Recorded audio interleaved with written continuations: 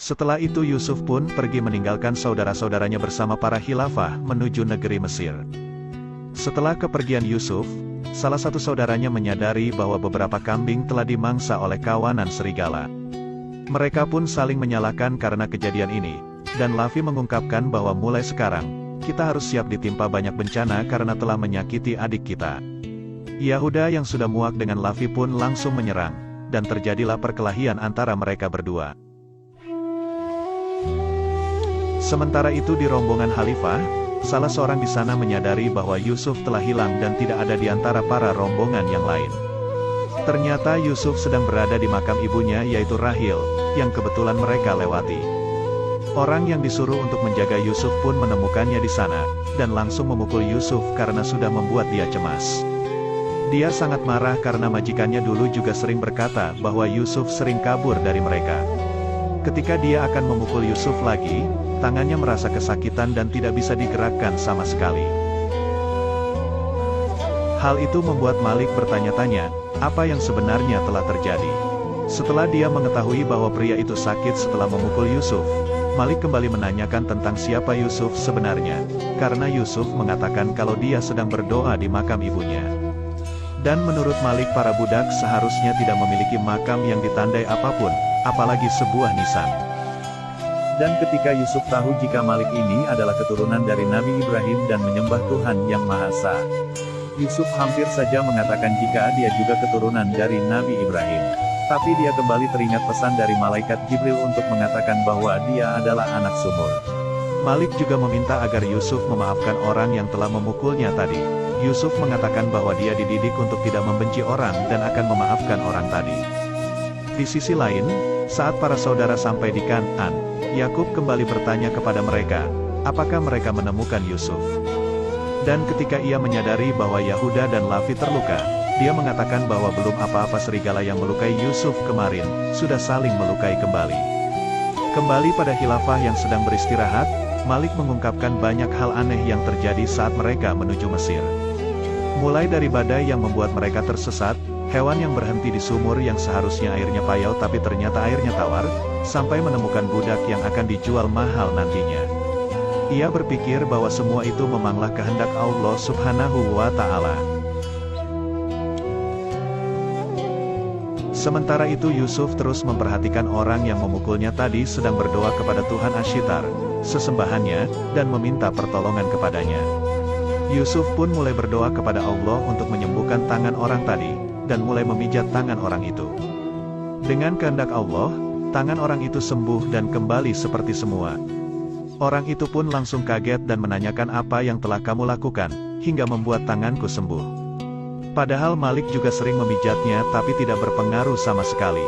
Salah satu sahabat Malik yang dari tadi memperhatikan itu pun heran dengannya, dan menanyakan apa yang kamu lakukan tadi saat menatap langit. Apakah kamu penyembah bintang? Jawaban Yusuf tentang Tuhannya membuat sahabat Malik itu terkejut dan kagum, karena Yusuf yang masih kecil memilih Tuhan yang lebih hebat daripada Tuhannya, dan orang-orang lain. Orang yang tangannya sembuh itu pun langsung meminta maaf kepada Yusuf, karena tadi siang dia telah memukulnya.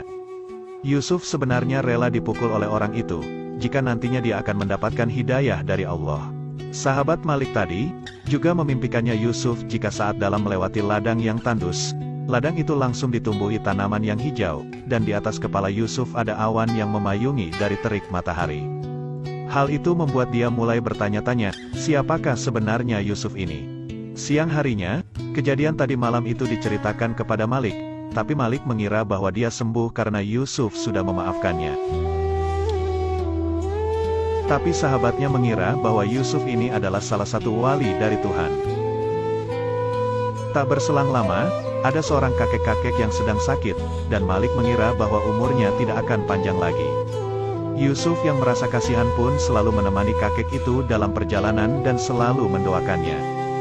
Dia juga mengatakan kepada sang kakek, bahwa hidup dan mati adalah keputusan Allah, dan menyuruhnya agar tidak putus asa. Yusuf terus berada di sisinya dengan memijat-mijat sang kakek, dan dengan kehendak Allah kakek itu akhirnya bisa bangun dan bisa berjalan seperti layaknya saat dia sedang sehat. Sahabat Malik yang terkejut pun kembali menanyakan ke Yusuf, apakah dia yang menyembuhkan kakek itu, sama seperti dia menyembuhkan tangan Kitmir. Nabi Yusuf berkata bahwa yang menyembuhkan sang kakek adalah Allah. Dia hanya berdoa agar Allah menyembuhkannya. Hal itu membuat rombongan dan Malik merasa terkejut. Saat mereka melanjutkan perjalanan, Malik menjelaskan kepada Yusuf tentang negeri Mesir yang maju, dan memiliki pemerintahan yang jelas. Yusuf kembali berdoa kepada Allah dan memasrahkan dirinya di negeri asing yang akan segera Yusuf datangi itu. Singkat cerita, mereka akhirnya tiba di perbatasan negeri Mesir yang dijaga oleh tentara penjaga. Yusuf merasa pakaian mereka sangat aneh. Malik pun menjelaskan, jika penutup kepala itu membuat mereka jadi mirip seperti ular, karena negeri Mesir dikenal sebagai negeri ular. Dan penduduk Mesir percaya bahwa negeri mereka dijaga oleh seekor ular yang besar. Yusuf juga kembali terkejut melihat banyaknya ternak di sana, dan air yang mengalir begitu banyak di sungai. Tapi itu semua hanya dimiliki oleh para dewa dan penguasa Mesir, bukan dimiliki oleh orang-orang biasa. Karena penduduk di sini hanyalah pekerja saja, dan tidak memiliki apa-apa. Belum apa-apa Yusuf sudah menyindir dewa Mesir dengan membandingkan dengan Tuhannya yang menciptakan segala sesuatu, tapi bukan untuk dirinya.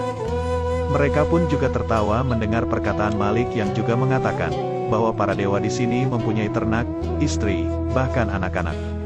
Dan ternyata di negeri Mesir orang yang berakidah tauhid adalah tindak kriminal. Malik berpesan kepada Yusuf, jangan sampai dia membicarakan dewa Mesir, apalagi menghinanya. Malik juga mengatakan kepada sahabatnya, bahwa Yusuf akan segera dijual di pasar budak, dan mereka akan mendapatkan keuntungan yang sangat besar.